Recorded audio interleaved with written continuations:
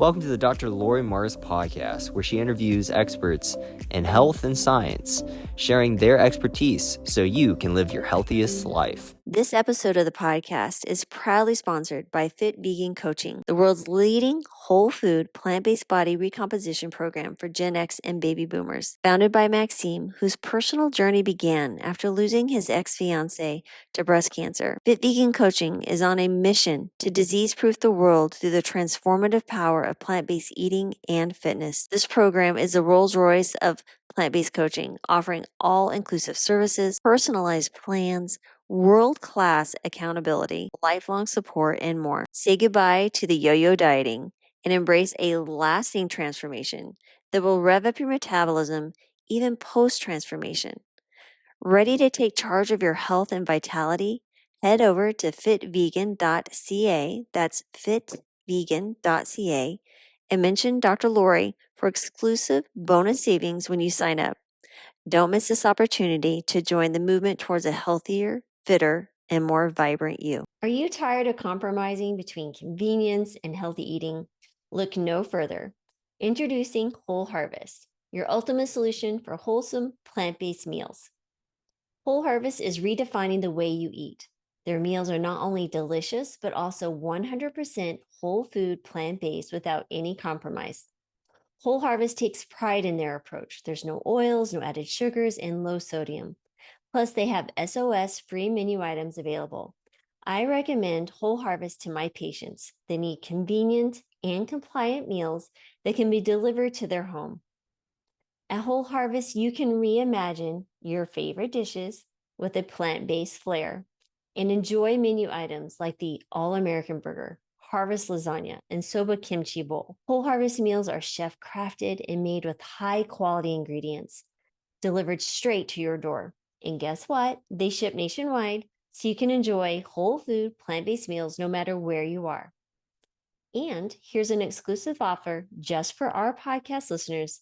Use the discount code PLANTS30 to receive $30 off your first order. Visit wholeharvest.com and place your order today. Again, that's wholeharvest.com. Your journey to delicious whole food plant-based eating starts here. This episode of the podcast is proudly sponsored by The Healing Kitchen, your path to vibrant health. Immerse yourself in the transformative program, guided by the combined expertise of myself, Dr. Lori Marbus, and Chef Brittany Giroudi, who has lost 70 pounds on a whole food plant-based diet. Here's what's in store for you. Virtual weekly sessions. Engage in an immersive 60-minute virtual session every single week, where you'll delve into the world of wholesome plant-based goodness right from your own kitchen. Cooking with Brittany the first half hour. Unleash your inner chef as you're captivated by Chef Brittany Giroudi's culinary mastery that will delight your taste buds and nourish your body. Medical Q&A with Dr. Lori the last half hour. Prioritize your well-being during the second half hour. I will personally address your medical inquiries, providing evidence-based insights and personalized advice, empowering you to make informed choices for your health. So join us on the Healing Kitchen to help you step into a healthier and most vibrant future. So welcome to the podcast, and I'm excited to welcome back a good friend, Dr. Andy Freeman. How are you? I'm doing well. Thanks for having me as always. Yes, and it's always fun to have a conversation with you, but this time I think we want to focus in on cholesterol. And you're a cardiologist, you work in Denver, so if you guys need a good cardiologist, check him out. But let's just kind of dive into the topic. Can we talk about, as far as cholesterol and heart disease risk, what do you look like, oh my heavens, what do you look for when you have a patient who comes in and let's say they're eating what they quote a standard American diet, so maybe we can focus in on what the plant-based diet does, and then where do you go as far as gauging if they need medication or not? So lots of loaded questions there. So first, what I would say is this. It's important that people not make assumptions based on diets. So I take care of hardcore carnivores that I can never get to be plant-based, that somehow have amazingly good cholesterol, like their numbers are so low, I can't believe it. And then I have people who are vegan and they're good or almost zero in some cases, and sometimes they're really high. So, cholesterol is a mixture of genetics, environment, um, life history, if you will, of how you've been eating. It's a whole variety of things. And so it's important that clinicians, even those that are plant-based, don't make sort of judgments, if you will, about cholesterol. And there are some parts of cholesterol that add a lot of risk. For instance, you may know about lipoprotein A. For the listeners that may not know, you might remember that show from some years ago called The Biggest Loser. The trainer, the skinny guy, Bob, as you might remember, was in his 40s. He had a massive heart attack and almost died. He was the trainer from very high lipoprotein A. In fact, he became one of the spokespeople for the lipoprotein A groups when they were active. Nonetheless, it's an important thing. And in fact, the European guidelines now recommend that everybody be screened for lipoprotein A if appropriate to do so. 1 in 5 people has this, and it's an independent risk factor, independent of all other risk factors. So it's one of those super important things to check. So what I would say is I get a lipid panel on everybody as a baseline, and I usually get what's called an advanced lipid panel that measures lipoprotein A and another one called ApoB. And you may know about ApoB, but if you don't, it turns out that ApoB and LDL are very closely related, but it turns out that ApoB actually is more predictive than LDL. And so the European guidelines, and the Europeans, I should disclose, are always slightly ahead of us Americans, are tending to shift towards looking at ApoB. So nonetheless, I usually get the lipid panel. And then what do you do with that, right? So, and this is where there's some really emerging and neat things in the cardiovascular prevention space. So right now what we do is we take one's history. And if they have a history of a heart attack or a stroke or bypass surgery or an aneurysm or carotid disease or peripheral arterial disease or, all these sort of cardiovascular disease risk equivalents, they automatically are considered high risk and they get a high intensity statin per the guidelines.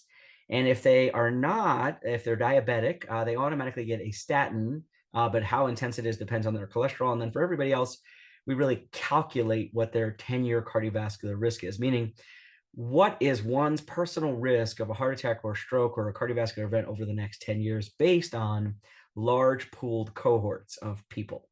And so it's a population health tool. And then there's one other category, which is less common if your LDL is greater than 190, which is typically either people who eat incredibly poorly and are just prone to making cholesterol or having high cholesterol, or there's a genetic predisposition to something like familial hypercholesterolemia. Those people automatically get a high intensity statin. Now, there is some argument out there that this risk prediction tool is not perfect, and it certainly isn't because it's a population whole tool, which is where there's some emerging technologies where people are recommending that they get some sort of plaque analysis based on cardiovascular CT scan so you can directly see if there is disease or not in an individual rather than treating this population whole. And very interesting, that may be the paradigm shifter breaker of what we do now. Now, since this is a podcast all devoted to lifestyle medicine people like myself, you might be, well, this guy's crazy. He's talking about putting on statins. So let me just put out there that statins are probably the most studied medication in the world. They've had more studies than probably anything else. Vegans do have heart attacks. I know I've said that out loud, but vegans do indeed have heart attacks. Vegans also get cancer and a variety of other things. Vegans also get hit by buses and all the other things that can happen to people in general. And you might say to me, well, that's great, but why don't we work on lifestyle? So the truth is, lifestyle is foundation for everything we do. So whether you've had a cardiovascular event, a heart attack, a stroke, whatever it is, or you haven't, lifestyle is always first. It's the top thing with the most likelihood of markedly reducing cardiovascular risk, period. Now, you might say, well, that's great. That's what I wanted to hear. Why are you telling me about statins? Well, the truth is we don't have any really good evidence that says that lifestyle is better than statins. We don't really have a good evidence that say statins are better than lifestyle. So if you look, they're likely synergistic. So if you said to me, Doc, I've had a heart attack, I've had 7 bypass surgeries, I went vegan, I've been event-free ever since, do I really need to work on my lifestyle and be on a statin? And I would say, yes, right now, that's the best evidence we have because we know that both lower risk, and because you've had so many events, your risk is high and lowering your risk is a plus. So in a lot of ways, what we're doing is we're not making anyone bulletproof. I wish we could. We're not 100% eradicating coronary disease, although we probably are in some. We don't know without looking all the time with x-rays and other things. But what we are doing is we're putting odds in people's favor. And so what I always tell people is if you don't want to take a statin, then let's have a discussion. I'll document that we had an educated discussion about the evidence behind it, and you choose what's best for you. And I also say to my patients, if you want to eat only bacon, I'll still be here for you. Chances are you'll be seeing me more than you might want. But that said, I'm still here. And so what I usually tell people is at the end of the day, you have to decide what's best for you. And if you decide not to do one of these things and you're particularly high risk, you may be leaving money on the table, so to speak. So it's a loaded topic. It's controversial. Many of my plant-based colleagues would say that I'm crazy. But what I would tell you is I try to apply the best of evidence-based medicine, which includes all the best of lifestyle medicine, which I am a fervent, fervent believer in, as the best primary prevention, meaning that for people that have not had a cardiovascular event. And then if you have had a cardiovascular event or you're very, very high risk because of diabetes or smoking or whatever it may be, being on a statin may make sense. So that's my public service announcement, just throwing out all of that. So I hope that was useful. Very, I think that's really, really important. Could you describe the difference between ApoB and LP(a) and LDL, just to kind of understand like what those are exactly? So when people hear Yeah, that term, they actually know what that is. yeah. So it's interesting. I would say that our concepts and paradigms have shifted so many times that I'm not even sure we exactly know. And what I would tell you is I would say that cholesterol is a surrogate for something we don't exactly know how to measure. So it's pretty good and it's highly associated, but it's not my cholesterol is this and therefore my risk is exactly this. It's kind of a fuzzy area. So typically, and I'll put it in the way that most people would understand, LDL, which is the lower density cholesterol, is the more likely to be atherogenic, meaning it can lead to atherosclerosis. It's the bad cholesterol. HDL is considered the quote good cholesterol. And we used to think that if your HDL was through the roof, you'd live forever. And it turns out that might not be exactly the case. And it turns out there may be too much of a good thing too. HDL is the high density cholesterol, which is more likely to clear some of the bad cholesterol particles. So there's LDL, there's HDL. There's another one called triglycerides, which are sort of blood fats, if you will.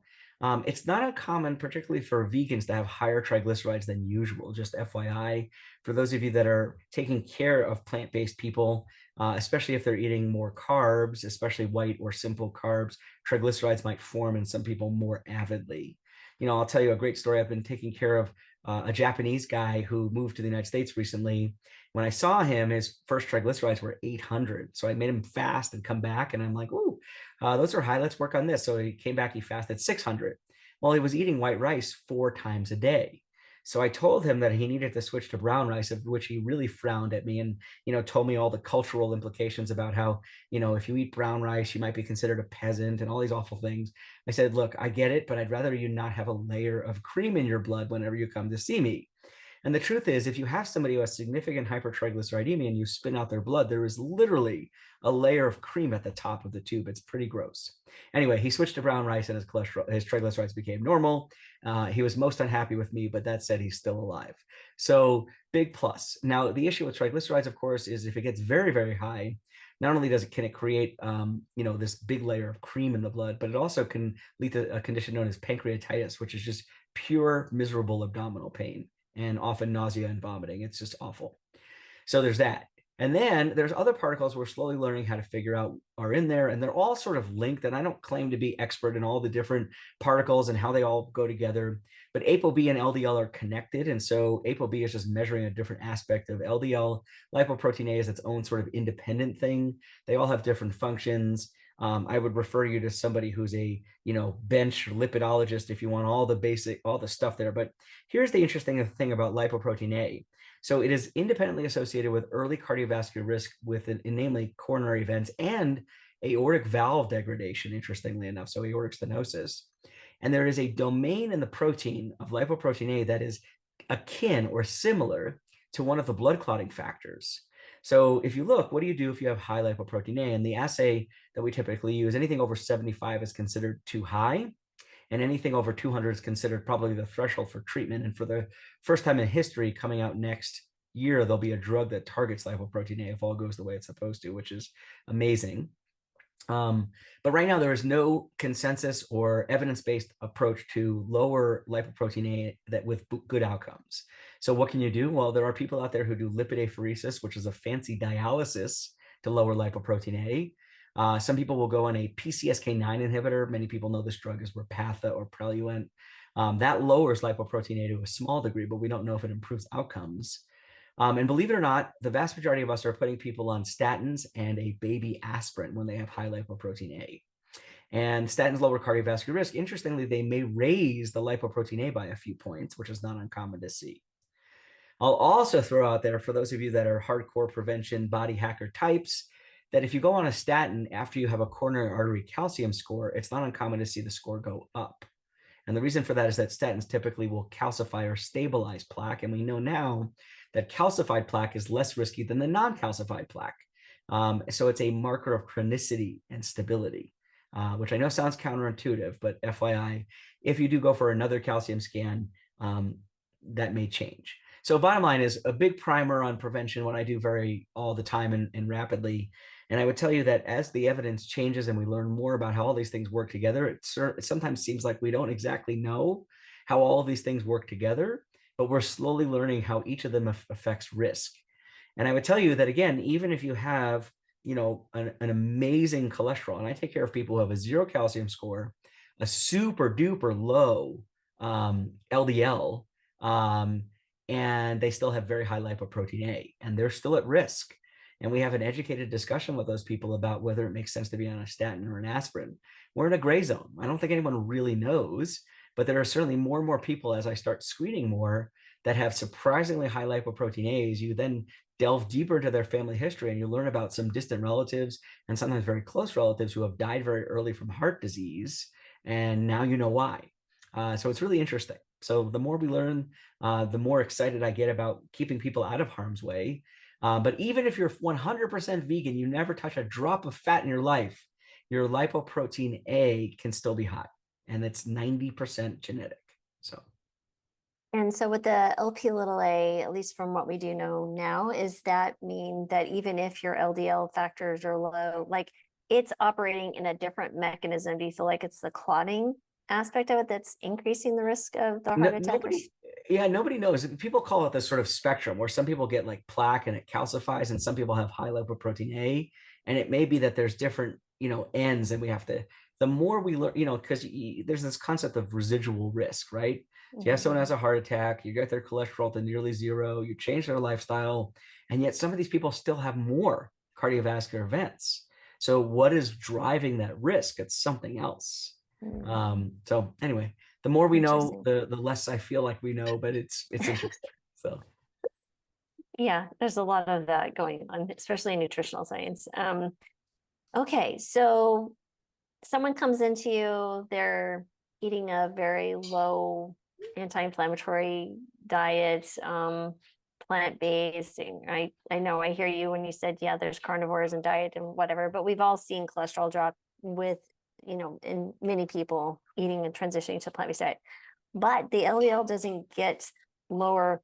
How do you determine, like, when someone be on a statin, when they are incorporating all the lifestyle factors? Like, what are the numbers that people like numbers they can look at and say, maybe this is a discussion worth having with someone who's educated about these risk factors?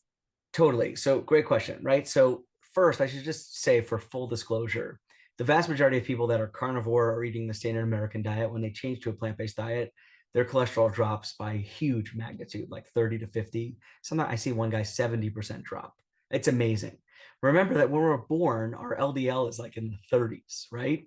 And yet we're babies and functioning and doing all the things we need to do. And it turns out there's probably no LDL that's too low. So there was only one study or maybe two that showed that if you can get your LDL to like that undetectable range with PCSK9 inhibitors, you might have a slightly higher risk for cataracts. I'd rather a cataract than a heart attack, but even that hasn't been repeated. So food for thought. So the question is, let's say you go from a standard American diet, you go to a low-fat, whole food, plant-based diet, your cholesterol comes down, you feel better, you lose weight, your fitness level goes up, your blood pressure is doing well. When do you get a statin if you do? Well, first, if that person happens to have a cardiovascular event, they should get a statin. Second is we, again, can calculate their risk and figure out whether it makes sense. Now, there are some ways out of that. So first, let me give you the risk thresholds. So if your risk is between 5 and 7.5% over the next 10 years of a cardiovascular event, you should consider a statin. At 7.5%, we recommend a statin up till 20%, usually the moderate intensity statin.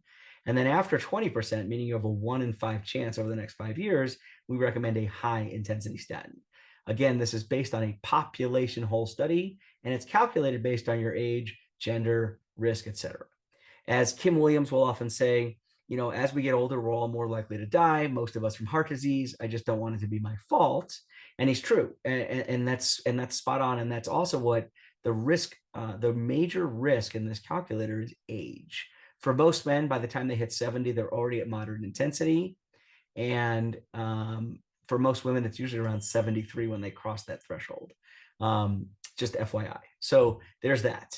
And then if you wanted to, you could certainly get a calcium score at any point in there. And if your calcium score is 0, you could make an argument that you don't need to be on a statin. And then more exciting, here in Denver is a brand new company called Clearly. You may have heard of them. They take a cardiac CT scan, you send it to them, they do a plaque analysis, so they tell you how much calcified, non-calcified plaque there is, and then they're helping to stage coronary disease for the first time ever. And it may sound weird, but of all the diseases out there, with prevalences as high as they are, we don't stage coronary disease. Like, when was the last time you said, oh, I have stage 0 or stage 1? Never. Everything else is staged. Cancer, fatty liver, I mean, everything's got a stage except for coronary disease. So Clearly is trying to change that. And then based on that stage, we would intensify regimens with both lifestyle and medications, and then repeat after 2, 3, 5 years, depending on how severe you are, to see if you've sort of cooled off or if you're progressing. And then we would literally keep throwing the kitchen sink at you.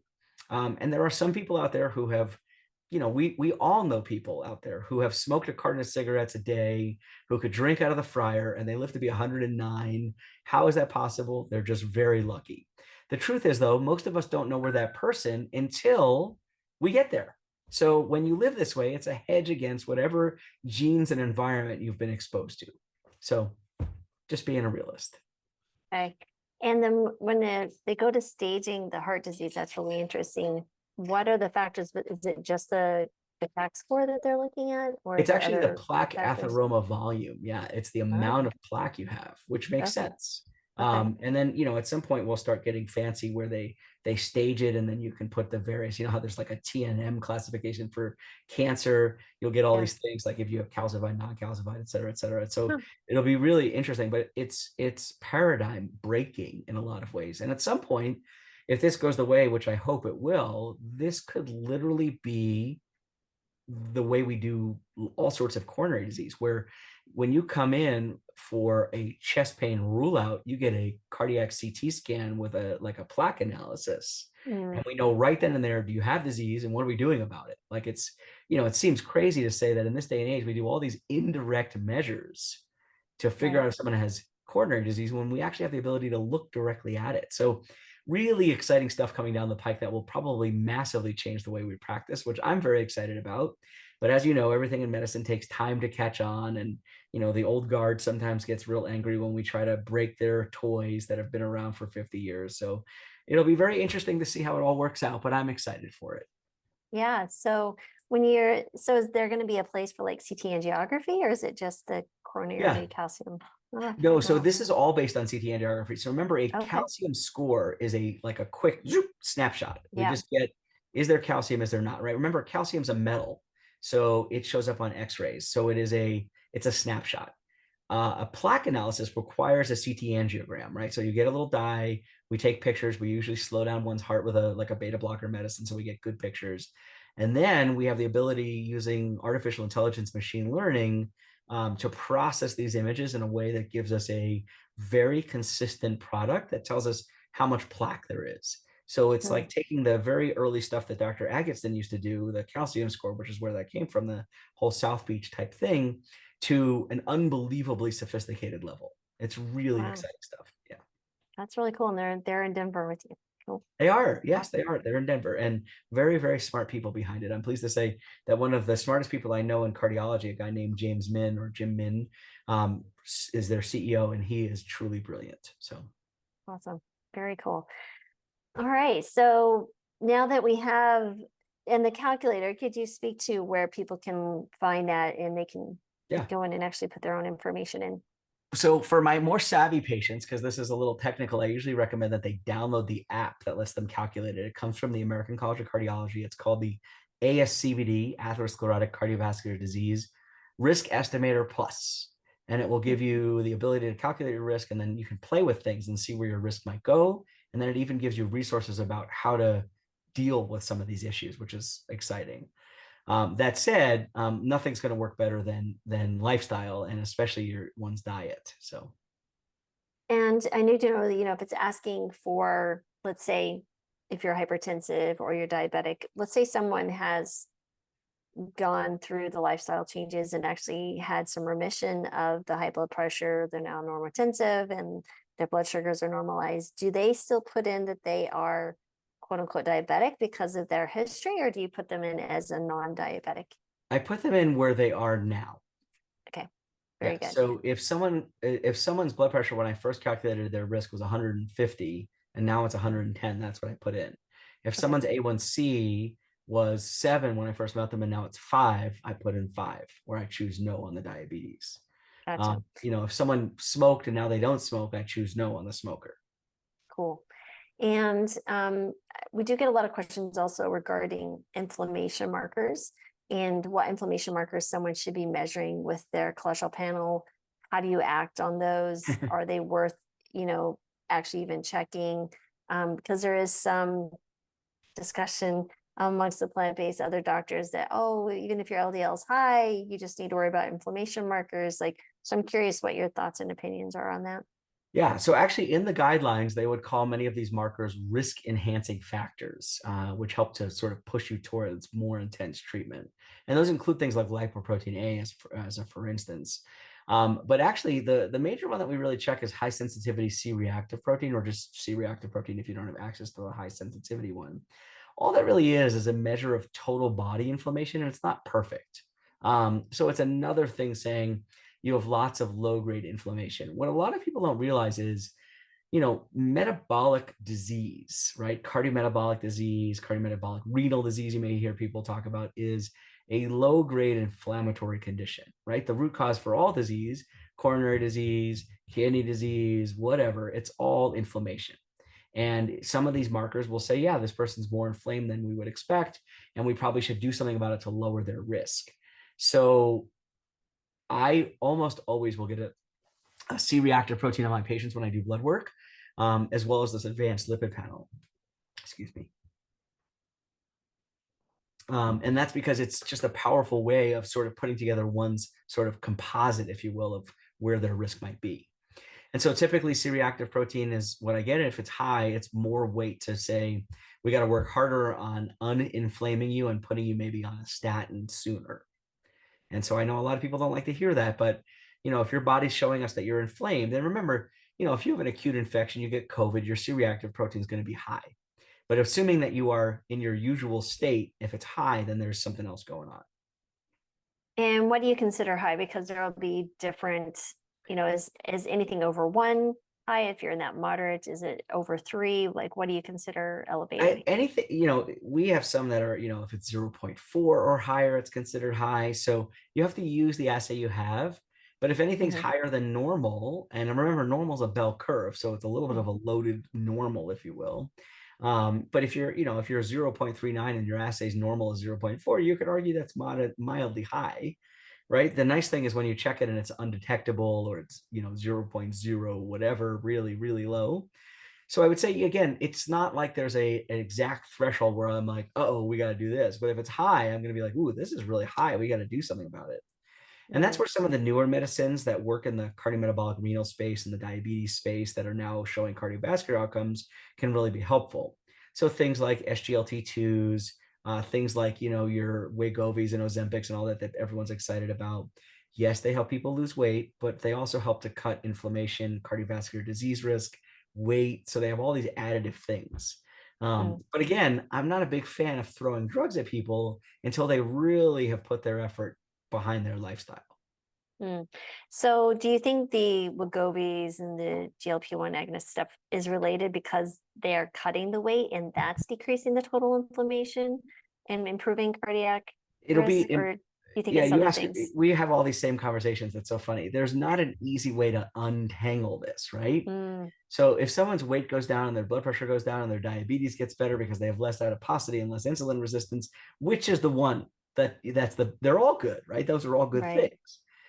But the question is does it make sense to be on a drug for the next 30 years in one's life, 40 years in one's life or more at a cost of 30,000, 40,000, $50,000 a year? And so that's where I'm a little bit upset. You may have seen I was talking to one of the reporters recently and they quoted me on this, but I said, I don't think it's a genuine thing to say to a patient, hey, you're overweight, here's a medicine, good luck, and you pay for it for the rest of your life. Rather, I think it's time to use that as a running start, right? So if you have a patient who has all these metabolic diseases and they say, I've tried some stuff, I'm really not good. I said, okay, and you really want to be on this medicine, great, you qualify. I'd love to cut your risk, but I want you to use it as a running start. So I want to set up front for you that my goal is for you to be on this for a year or less. And the running start means you change your lifestyle markedly. You change your diet, you switch to a plant-based, low-fat, whole food diet, you boost your exercise, you work on stress, you sleep enough, you get your sleep apnea treated if you have it, and you work on connectedness with others. And for those people, I think that makes sense, especially if they've tried other things. But I am not a big fan of, oh, you're overweight, here you go, see you later, which is happening Mm, all over the country. mm-hmm. Yeah, no, absolutely. That's a really interesting conversation. And um, one other question, kind of getting back to the inflammation. So let's say someone has good cholesterol, right? It's low, LDL is under 70 or under 100, PAC score is 0, but their inflammatory markers kind of just tip in, above low. Because with the assays that I see, it's like less than 1 is optimal, 1 to 3 is this moderate risk, and Yeah. above 3 is high risk. So if they hit like 1.5 or 2, what do you do with those? Because they're feeling okay. There's not infection, there's not autoimmune disease. Maybe they're exercising inflammation just from that or something like that. But curious, what do you do with those people? Because they get a lot of questions if their inflammatory markers are bumped up and they like, I feel okay. Yeah, you brought up a really good point. I actually will typically screen these people for autoimmune disease. So, you get their ANAs and SCLs and all these antibodies and see what's brewing. Some of these people have low level autoimmune disease that's not clinically meaningful. Some of these people have thyroid disease. Some of these people, this is interesting. I've seen a handful of people that I would call unbelievable overachievers when it comes to lifestyle. And they exercise so hard that they end up with a CK elevation, like their muscle breakdown, Yeah. and their CRP is a little high.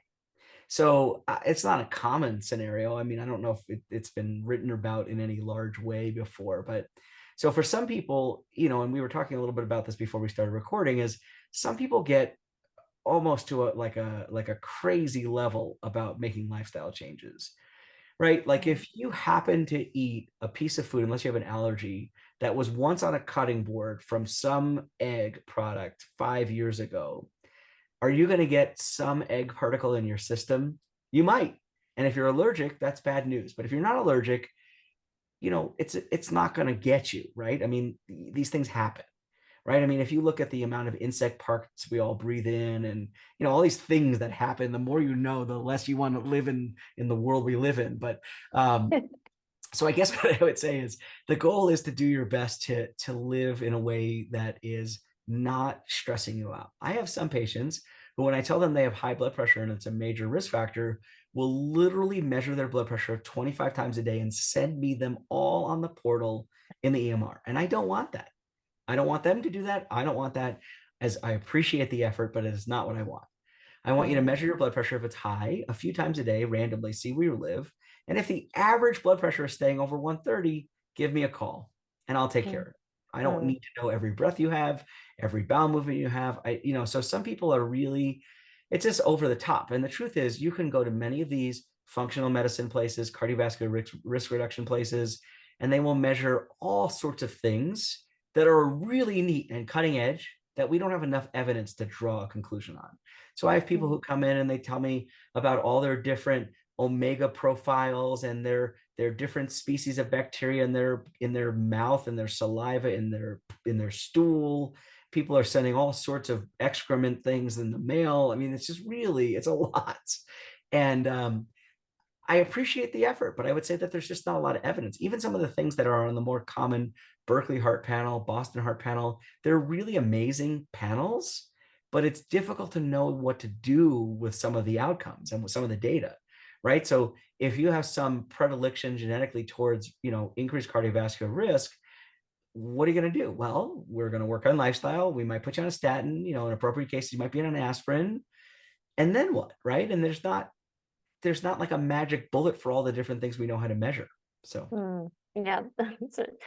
Yeah, I'll get patients who have gone to a functional medicine doctor or somewhere and ordered all these labs, and I'm like, I don't even know what these are. There's yeah, certainly no standardized right. description of what to use these for. It's like, I'm sorry to waste your money. At least for me, these aren't fruitful. I'm just, like you said, evidence-based, working on with what we know will actually achieve some outcome or move you towards an outcome that we're looking for. But two more questions that I think are super pertinent is omega-3s, and do you recommend supplementing with like the alga oils and things like that? Because I know, if we measure it, again, there's no RDA on these, like in Yeah. conversion. So what are your thoughts on the omegas? Yeah. So I think, if you're a plant-based eater, you might be naturally lower in omegas. And as you may know, if you eat walnuts and flaxseed in their ground, and your body's ability to convert the ALA into the DHA, EPA, all these other things is less efficient. It's not zero. And of course, where does fish get their fish oil from, right? Of course, they get it from algae. So you could eat lots and lots of algae, which is actually an interesting food source that may be very sustainable and quite good. But side note there. So I don't really know when people get all these different profiles, if they're deficient in X or Y or Z, if it makes sense to supplement, because we don't have enough evidence about what to do. There are a few interesting caveats to that, though. So there are some people who have very high triglycerides that respond very readily to prescription, not over the counter, but prescription fish oils. And the whole concept of fish oil is super strange anyway, right? You take a big pile of fish and squish it down and put all their oils in a capsule. I don't know who came up with this. It's very interesting. Um, there's lots of very interesting, Eastern medicine that does similar things with some animal byproducts. There was actually one I was reading about the other day that's for angina that includes like cicada shells and all these things. So anyway, and it actually works. There's real evidence for it. But at the same point, there are other ways to take care of things. So I guess what I would say is, first, there are certainly multivitamins that are designed specifically for plant-based eaters that include things like B12 and some of the algal-based fish oils, the DHA, EPA, that you might be deficient in. There is some evidence that if it's too low, some people would say there's some linkages to depression and other things. There's not enough compelling evidence to know exactly what to do there. So I say to people, if you're comfortable, eat a few walnuts, eat some ground flaxseed in your oatmeal if you're up for it. If you want to take an algal oil supplement or one of these plant-based multivitamins, feel free. But I don't know if we have a very compelling, you must or must not do X, Y, or Z in this space. I don't know if you say anything different, Lori. So No, I think of it as like a small amounts, maybe an insurance policy because they're about brain health and different things. But there is some interesting patients I've worked with that autoimmune disease. Maybe they have rheumatoid arthritis or joint discomfort, and some algae omega-3s help. So there is an anti-inflammatory component to it. So take that for what it's worth for a different reason, but they can be helpful in some cases. And then final question is about oils. Um, it's a constant question in the plant-based world. What is your thoughts on oils? Yay, nay, sometimes maybe, which ones? okay, so this is a loaded topic. It's quite controversial. So if you talk to my pal Esselston, he'll tell you no oil ever. If you press him harder, he'll tell you you could have 3 walnut halves in a day. Look, there is a controversy about this because in bench research, if you give somebody oil or if you give endothelial cells oil, they tend to become dysfunctional. That's where this comes from. So there is real evidence to show that. And from some of the work from some of the docs that were actually here in Colorado for a while, that if you eat like a cheeseburger, your endothelial cells will shut down by measures of endothelial cell function. So there is some real evidence there. That said, oil is a weird thing in general, right? With the exception of the olive, which you can take with your fingers and just squeeze and oil comes out. Everything else requires high heat and high pressure for these little teeny tiny seeds. Like, have you ever seen a canola seed? I mean, they're like almost invisible, especially if your vision isn't perfect. And then you press those out, and then when your body gets those oils in, it doesn't quite know what to do with that incredible richness. And so it makes triglycerides and it may get inflamed. And so for my patients who are at very high risk, I'll often counsel them. I tell all my patients to be low fat. But for my patients who are very high risk, who have had repeated events, I'll often tell them to be almost no fat, as low as they're willing to go. And that's hard. It's hard for a lot of people. Now, there is evidence behind canola, olive, sunflower, safflower oils, and cardiovascular benefit. Some of that is loaded, right? So if you look at the Mediterranean diet study where people were drinking like a liter of olive oil a day or something crazy, it was a lot. The benefit was more for brain and stroke reduction than it was for cardiovascular, but lumped together, they were all, quote, beneficial. So what do you make of all that? So I tell people when you can avoid oil, right? So you don't need to cook everything in oil. You don't have to douse every green vegetable in oil. If you go out for dinner and you go to an Italian restaurant, as much as they like, they make good pasta, you don't have to douse it in oil. So tell people no oil, right? Pasta doesn't need oil to taste good. You could probably eat it raw and it still tastes good. And the same, if you're cooking, you can use a splash of oil, you can spray oil, you can use veggie broth, you can use an air fryer and skip the oil. It's still good. Does popcorn taste better with oil or butter? Yes. Does it taste good dry? Yes. Just maybe not as good. So you have to kind of really weigh everything carefully together and then do your best to be lower fat. Now, I do want to put out there's an important caveat about tropical oils like palm and coconut. They sure make a lot of the vegan products out there taste delicious and decadent, but they are not good for your heart. And if you look, we used to years ago, not me, but my predecessors many years before me would study atherosclerosis by feeding rats their body weight in coconut oil, and they would all have heart attacks. Um, Coconut oil is probably good topically, although I've definitely heard of one patient tell me that when they were rubbing coconut oil on their skin, their cholesterol went up. I don't know exactly how that worked, but it can happen, I guess. And the other thing I'll tell you, if you live in a cool climate and you're washing or bathing with coconut oil type products and they hit cold pipes, it can congeal and create a whole plumbing problem. So there's certainly that issue there. So that said, avoid tropical oils if you can. Palm oil, as you may know, is controversial for so many reasons, including the way it's harvested and what it does to the environment around these areas. So I guess what I would say is a long loaded way of saying do your best to reduce oil to whatever you're comfortable with. And if you're very high risk, consider going down to near zero, if not zero. And the same is true for nuts. Nuts, avocados, there's evidence that actually they improve cholesterol, they improve cardiovascular risk, they have other benefits. The issue is it's very easy to just overdose, right? A lot of people will call nuts the gateway drug, right? You have this, and then before long, you have nut butter this and cashew butter cheese and blah, blah, blah. And before long, every day is loaded with nuts. They should be a garnish, and ideally, you should buy them with the shell, so it is hard to eat a lot of them. I would say the worst thing, my weakness is pistachio nuts, and the worst thing that has been invented, at least in my book, are shelled pistachio nuts, because you can eat the whole handful in 2 seconds rather than having to crack everyone open one by one. So loaded answer. And then be careful, of course, all of these things are highly caloric, right? So a tablespoon of oil can have a lot of calories in it, where you could eat literally a whole salad with no dressing for the same amount of calories. So food for thought. Yeah, absolutely.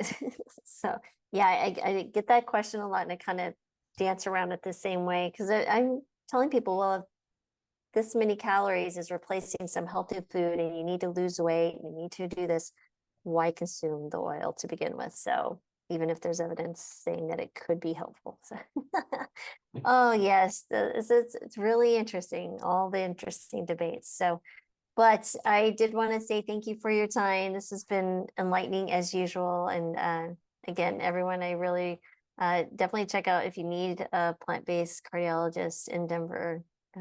Dr. Freeman is, I'm assuming you can see anyone with the insurance. Yeah, so I work at a place called National Jewish Health, and you can certainly reach out. We take almost all insurances. We do specialize in people coming from out of state. I am not licensed outside of Colorado, so I still have to see you in the state. But we can certainly have you come in if you're interested. I'm an academic, so whether you come or not, I still get my salary. So not interested in trying to make money off of you. I have yet to put together a supplement to sell. So I'm really here to try to help people get better in a way that may be less commonly known. So. Yeah.